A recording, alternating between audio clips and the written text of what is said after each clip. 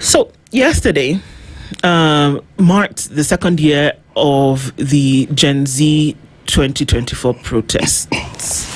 And oftentimes, I think we lose direction.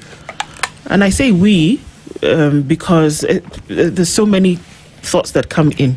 But the truth of the matter is that the issues that were raised that brought hundreds of thousands of people into the streets were issues on the economy. There were issues on infrastructure. There were issues on governance and accountability. There were issues on good governance. But it was whittled down to young people misbehaving in the streets. And 65 of these people died at the hands of violence, however you want to look at it.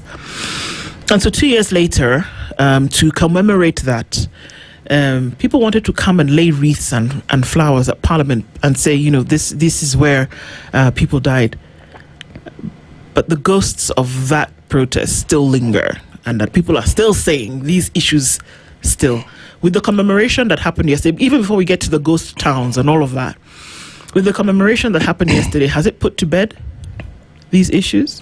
No, the issues are actually very, very key at the moment. If you look at the current finance bill, it was passed by 122 members of parliament, and 189 boycotted going to parliament.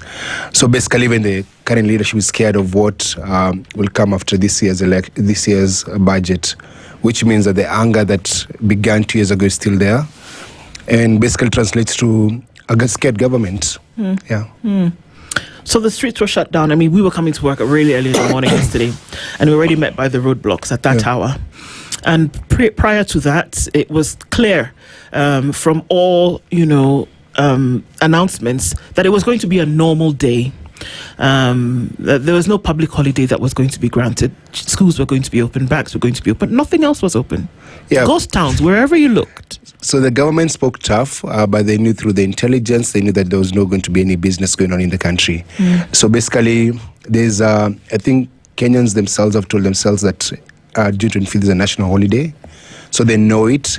And they also know that every time there's June 25th comes around, like last year, the police just deploy to ensure that people don't march, because people who were in the streets on June 25th 2 years ago still want to go back to parliament to remember those that they lost. So there's it's the government speaking tough, but at the same time knowing that no matter what they do, this day will be commemorated.